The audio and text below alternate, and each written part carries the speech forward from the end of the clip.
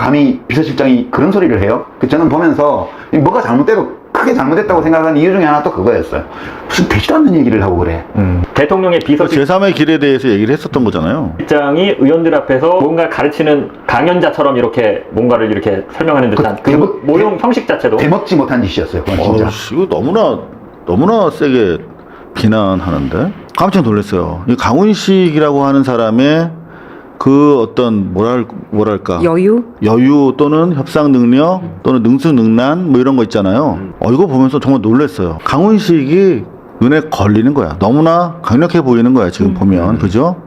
그러니까 여하튼 뭔가 좀 크게 될 것들은 다 지금 사전에 지금 뭐 약을 뿌리자는 건데, 지금 내란 세력, 그다음 반촛불 세력들이 다시 스멀스멀 국회로 기어들어오고 있는데 그런 건 한마디도 하지 않고 계속 자기 정치적 목적 가지고 청와대만 흔드니까 사람들이 의심할 수밖에 없는데. 강훈식 좀 빠져줄래? 면박. 정청래 배후 미키루크 정책. 네, 미키루크 이상호 이번에 전당대회에서 부울경에서 힘 좀 막 썼던 노사모 출신의 조직까지요.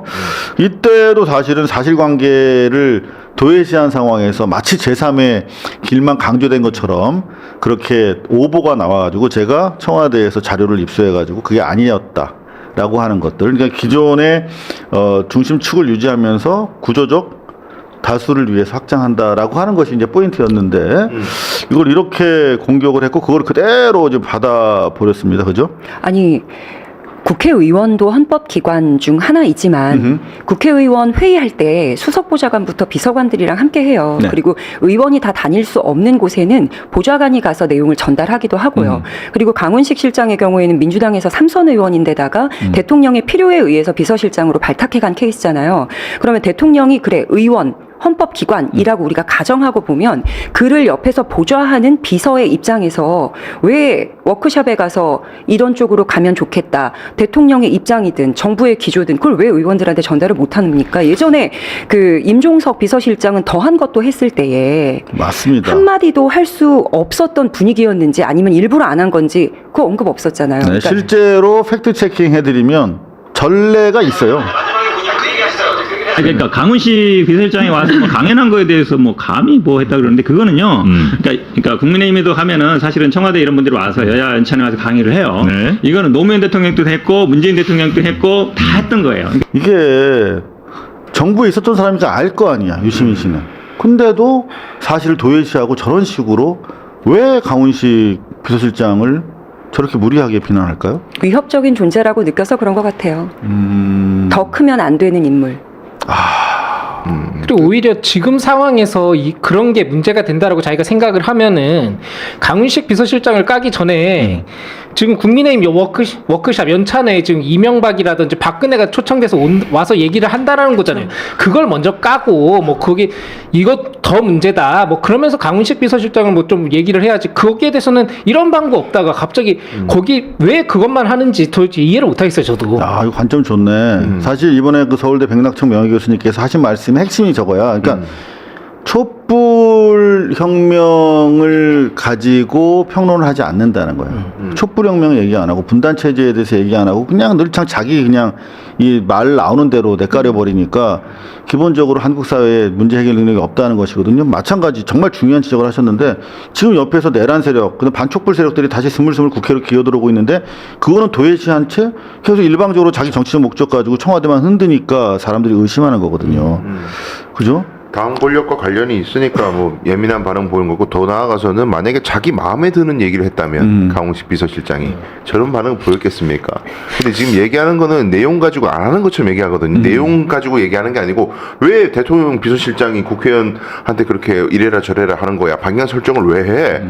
지금 대통령이 지금 당을 틀어주려고 하는 거야? 비민주적이네? 뭐 이런 관점이에요. 자기가 미리 만들어낸 가설로 다 팩트를 굽어서 그렇죠.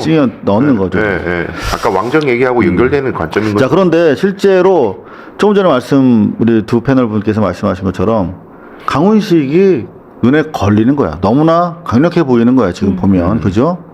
그러니까 여하튼 뭔가 좀 크게 될 것들은 다 지금 사전에 지금 뭐 약을 뿌리자는 건데 아마 이걸 봤나? 지금 어제 오늘 예결위 지금 질의응답 중이거든요. 깜짝 놀랐어요. 이 강훈식이라고 하는 사람의 그 어떤 뭐랄까 여유? 또는 협상 능력 또는 능수능란 뭐 이런 거 있잖아요. 이거 보면서 정말 놀랐어요. 한번 보십시오. 이게 우리 미래 정치 아닌가? 웃어요. 의원님 저는 안 깎았습니다. 이미자 내란당에서 엄청나게 지금 씹어 들어오는데 내란당에서 어떻게 지금 뭐 걸지를 못해 넘어뜨려야 되는데 매끈하죠. 왜 지난 정권의 특활비를 깎았냐는 국힘당의 시비에 노련하게 대처하는 강훈식 비서실장인데요. 아니 민주당이 야당이었을 때 생각 안 나십니까? 그때 아마 예결위 간사하셨죠? 네네. 웃잖아. 그때 뭐라고 하면서 그 특활비를 82억이나 삭감했습니까? 의원님 저는 안 깎았습니다.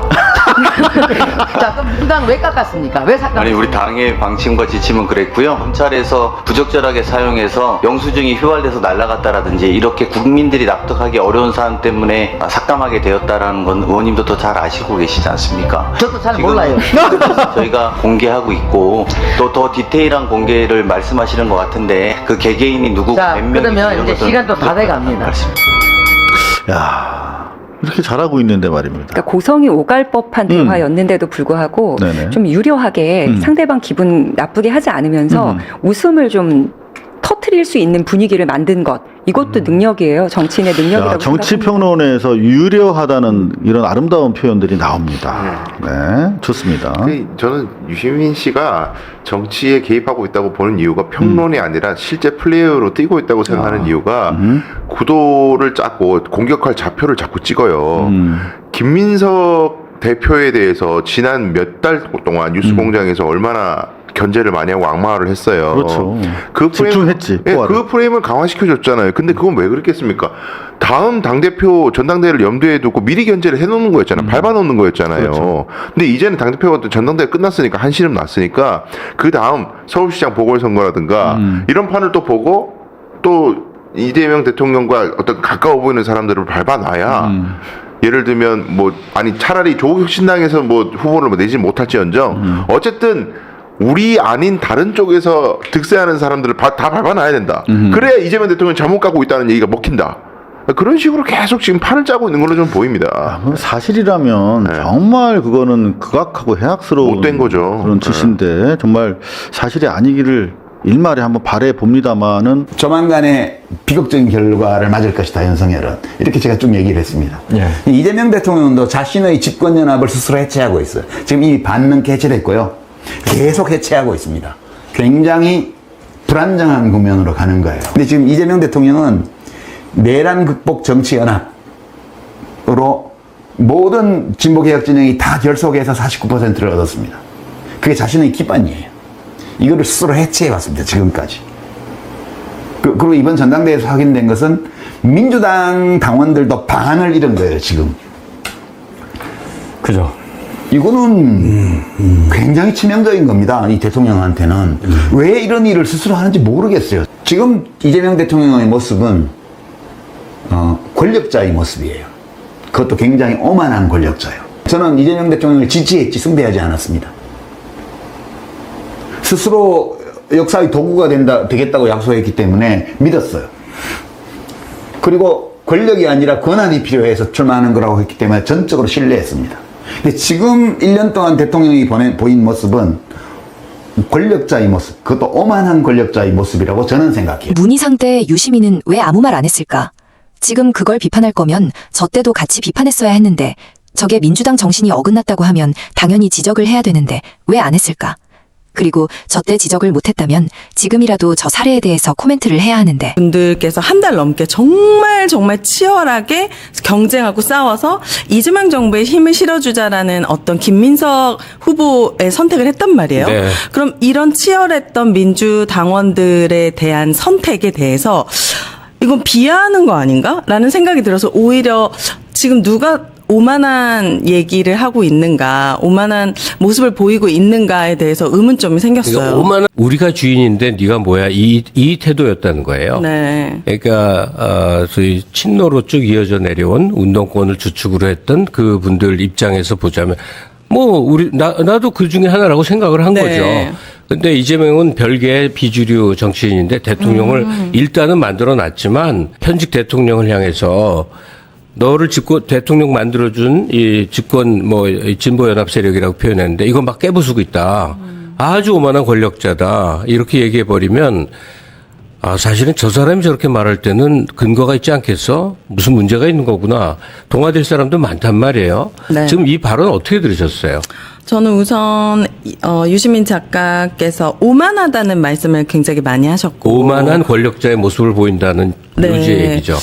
저는 이번 전당대회가 물론 과거의 전당대회를 제가 그렇게 집중해서 본 적이 없지만 이번 전당대회만큼 치열했던 적이 있었나라는 생각이 들었는데 결국에는 민주당원 분들께서 한 달 넘게 정말 치열하게 경쟁하고 싸워서 이재명 정부에 힘을 실어주자라는 어떤 김민석 후보의 선택을 했단 말이에요. 네. 그럼 이런 치열했던 민주당원들에 대한 선택에 대해서 이건 비하하는 거 아닌가? 라는 생각이 들어서 오히려 지금 누가 오만한 얘기를 하고 있는가, 오만한 모습을 보이고 있는가에 대해서 의문점이 생겼어요. 그러니까 오만한 권력자라면 이렇게 치열한 경쟁이 전당대회 경쟁이 어떻게 벌어졌겠느냐. 그것도 있지만 힘으로 밀어붙였겠지. 어쨌든 민주당원들이 정말 치열하게 이 한 달 넘게 이 전당대회를 치렀고 그 결과를 도출해냈어요. 그렇다라고 한다면 이 과정에 대해서도 너무 의미가 있었고 이 결과에 대해서도 승복을 하고 인정을 해야 되는데 이게 그냥 막 날로 먹은 전당대회가 아니잖아요. 네. 너무너무 치열했잖아요.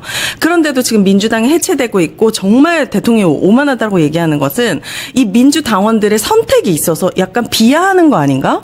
라는 생각이 들었어요. 얼마나 치열하고 간절하게 싸워서 결국에는 이재명 정부에 힘을 좀 실어주자라는 선택을 했는데 그 수십만의 선택에 대해서 너무 쉽게 말씀하시는 거 아닌가라는 생각이 좀 들었다. 그래서 윤석열과 다를 바 없다고 비교하는 내용도 많이 있잖아요. 그건 네. 어떻게 생각하세요? 그거는 이제 작가님께서 마음이 많이 상하셔서 한 말이 아닐까. 왜냐하면 이렇게까지 공개적으로 모든 회의를 하고 언제 출근하고 얼마나 일을 열심히 하고 이 모든 것들을 알고 있는데 누구처럼 밤마다 술을 마시거나 출근을 하지 않거나 아니면 뭐 부인이 문제가 많거나 뭐 기타 등등등 뭔가 사고를 외교를 나가서 사고를 치거나 단 하나도 똑같은 게 없는데 그렇게 비교하는 거는 그냥 대통령의 직업이었다는 거 말고는 제 눈에는 하나도 비슷한 게 없거든요. 그래서 이거는 그냥 그분의 아주 주관적인 생각일 뿐이다. 라는 생각이 그러니까 들어요. 대통령이 오만하고 무슨 하여간 민주정을 해체하려고 들고 등등 얘기하려면 왜 무엇 때문에 그런지 근거를 그쵸. 얘기해야 되잖아요. 네. 근데 저도 2시간짜리를 다 들었는데 그 근거는 한마디로 요약하면 대통령이 왜 당을 장악하려 하느냐. 네. 이건 왕정에서 나 벌어지는 일이다 하는데 저도 잠깐 의견을 얘기하면 네. 그 대통령 제도를 가진 나라가 지구상에 꽤 많이 있거든요.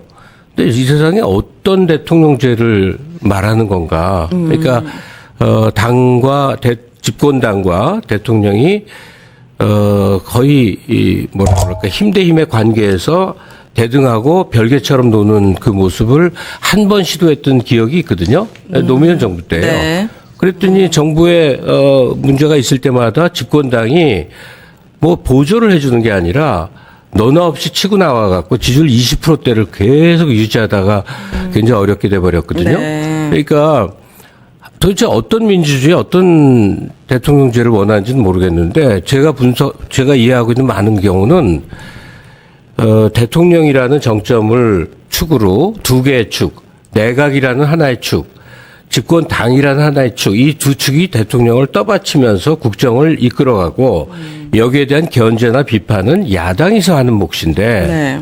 집권당이 그런 견제라든가 비판을 해야 올바른 정당 민주주의라고 생각하는 건가? 하여튼 어디서 그런 게 존재했는지 네. 이해가 안 가서 네. 계속 그러는 건데. 변절한 지식인이 더 무섭다. 국힘에서 약간 홍준표 같은 스탠스인가 싶더라고요. 그 밖에 나가가지고 막 당을 향해서 조지는 거잖아요. 연탄가스 바퀴벌레. 네. 점점 막 워딩 세지고 약간 비슷한 캐릭터 같은. 유시민 작가의 유적 유. 과거사를 파보잖아요. 자기 말을 계속 뒤집는 게 있어요. 좀 인상 깊었게 이번에 공화당 원리를 배반한 것이다. 이러면서 김민석 대표를 향해서 대통령의 대리인으로 출마했다. 문희상 의장 사건이 있었거든요. 문희상 의원이 당시에 초대 노무현 대통령 비서실장을 2004년에 총선을 이제 과반 달성하고 2005년 넘어갈 때 비서실장 청와대에서 열린우리당 당 의장, 지금으로 당 대표예요. 당 대표로 바로 꽂힙니다. 그러면 저 때 왜 유시민 작가는 가만히 있었지? 이때 이제 2005년이에요. 예. 열린우리당인데 이제 문희상 의원이 당시에 초대 노무현 대통령 비서실장을 했었어요. 맞아요. 네, 그리고 2004년에 총선을 이제 과반 달성하고 2005년 넘어갈 때 비서실장 청와대에서 열린우리당 당 의장, 지금으로 당 대표예요. 당 대표로 바로 꽂힙니다. 내려보낸 거구나. 내려보냈죠. 일종의. 예. 아니, 선출했죠, 당연히. 김민석 후보도 선출했어요. 그러니까요, 예. 근데 이거는 누가 봐도 저 기사 보면 노심이 담겼다. 노무현 대통령이 심경이 담긴 거다. 지금 명픽이라 하잖아요. 저건 노픽이에요. 노픽. 네. 그러니까 문희사 의장이 저 사례가 있거든요. 네. 근데 그러면 저 때 왜 유시민 작가는 가만히 있었지? 유 작가 의원이었어요. 지금 이제 그걸 비판할 거면 저 때도 같이 비판했어요. 당연하죠. 같은 그리고 저 때는 오히려 좀 더 노골적인 당무 개입이었거든. 예. 지금이야 어느 정도 아니 그게 잘 됐든 잘못됐든 간에 박근혜도 이정현 대표 옛날에 할 때 막 손들어주고 맞아요. 이런 경우가 조금 관례화돼 있어요. 네. 옳든 그랬든 간에. 근데 저 때는 초창기라서 저게 만약에 민주당 정신에 어긋났다고 하면 당연히 지적을 해야 되는 거야. 근데 유 작가님 저 때 지적 안 했어요. 그리고 저 때 지적 못했다면 좋습니다. 지금이라도 저 사례에 대해서 한번 코멘트를 해야죠. 그때는 맞고 지금은 틀리다. 네. 이유가 뭐냐? 내가 생각해보니까 내가 저 때 잘못 생각한 것 같다. 저 때도 내가 비판했어야 되는데 내가 어려서 못했던 것 같다. 나는 무조건 그 대리인 출마하면 안 된다. 이렇게라도 좀 정정을 해야죠. 근데 말씀 안 하시죠. 이게 저는 그래서 유시민 작가의 유적유 과거사를 파보잖아요. 자기 말을 계속 뒤집는 게 있어요. 그래서 약간 뭐랄까 노무현 전 대통령 정권이나 이거에 관해서는 왜냐하면 그 노무현 전 대통령을 좋아했던 사람들이 유시민 작가의 지지층으로 지금 약간 공통 분모가 포섭돼 있거든요. 그렇죠. 비슷하죠. 네, 그러니까 저 기사를 때리기 힘든 거 아닐까 하는 저의 의구심이 있어요.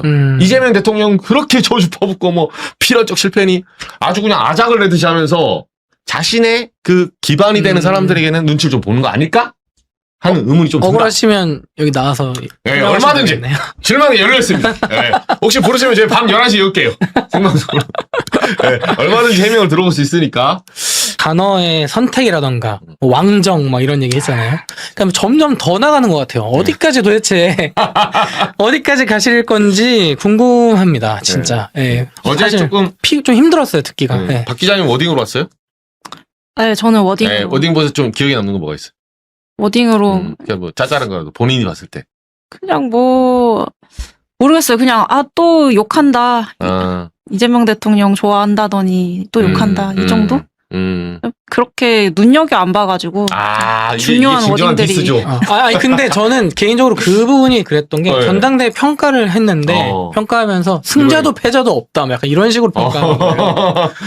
정철배 쪽이 잘했다. 그러니까 뭐 민주당원과 국민이 진짜 황금 비율의 선택을 했다. 막 이러면서 40 몇 프로 40 몇 프로를 주면서 대통령의 리더십도 살리고 그 반대파도 같이 살렸다. 승자도 패자도 없는 위대한 결과였다. 이런 얘기를 하시는데 뭔가 듣는데 진짜 저렇게 생각하는 사람이 몇 명이나 되겠어요. 병글에서 포장하는 느낌? 그러니까 동의가 잘 안 되는 그런 분석이었다고 생각해요. 평론이었다. 오늘 아침에도 또 오전에 그 여당 의원들이나 이런 굉장히 비난을 많이 했어요. 줄줄이. 예. 근데 또 그 최고위원 중에 한 분은 또 평론가가 평론을 한 거일 뿐이다.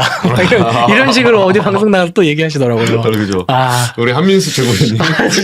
SBS 나와서. 네, 너무, 편들고 싶은 거 알겠는데 너무 투명해요, 일단은. 그쵸. 박 기자님은 원내에서 좀 반응이 어때요? 의원들 반응은 어때요? 굉장히 불쾌하죠. 특히 이런 워딩까지 써도 될지 모르겠는데. 그 의원이 하신 말씀이면 네, 일단은 그냥 관종 얘기 신경 안 써. 이 정도로 하면서, 그러면서 이제 한마디 덧붙이는 게, 변절한 지식인이 더 무섭다. 그러면서 일제시대 때 지식인에 비유하셨어요. 갑자기?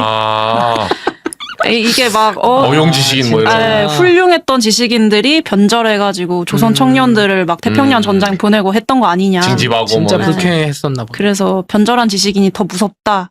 그렇게 이렇게 인정받고 싶고 하면은 그냥 정치를 하시든지. 밖에서 그러지 마시고. 네. 그렇게 이제 불쾌하시더라고요. 근데 이게 좀 근데 역치값이 제가 보니까 한계 체감이 좀 낮아지고 있어요. 예. 네, 처음에 매부쇼 나왔을 때는 우리도 막 엄청 그랬는데. 네, 뭐 유심히 등장한다. 맞아요. 막 이렇게 해서 했는데 언젠가부터 너무 자주 나오세요. 네, 제가 보니까. 그리고 이제 같은 말을 반복하시는데 단어의 수위는 좀 세지고 있어요. 예. 처음에는 뭐 왜냐면 안 먹히니까 그냥 기사도 안 쓰고 제가 국힘 저번에 이제 네. 국힘 취재하다가 이 민주당으로 출입하게 됐는데 국힘에서 약간 홍준표 같은 스탠스인가 싶더라고요. 그 밖에 나가가지고 막 당을 향해서 조지는 거잖아요. 연탄가스 바퀴벌레 네. 뭐 이런. 점점 막 워딩 세지고 네. 약간 비슷한 캐릭터 같은 느낌이 들더라고요. 근데 좀 안타까워요. 유적가님 우리 사실은 저도 뭐 그때 방송에서 한번 얘기했는데 우리 세대, 그러니까 저희 세대, 박 기자님 좀 더 어리고 우리 세대의 그 지성계 아이돌 아닙니까? 예, 그럼요. 네, 책도 많아요. 저도 고등학교 다닐 때 제 바로 윗선배가 아버지가 유시민이어가지고 수진이야? 네, 스타였어요. 친했어요? 안 언니랑? 친했죠. 안 친했어요? 약간 그분 이제 뭐 공부 잘하는 언니인데 이제 성격은 가까이 할 수 없다 이런 뭔가 있었는데 안 친했어요. 한 번도 얘기해 본 적 없고. 근데 그냥 이렇게 그럼 학교에서 유명했겠네요. 네, 멀리서 그냥 대단한 사람의 딸 이렇게 생각했죠. 용인외고 네. 유명하죠. 그 학교에서도 유명했어요?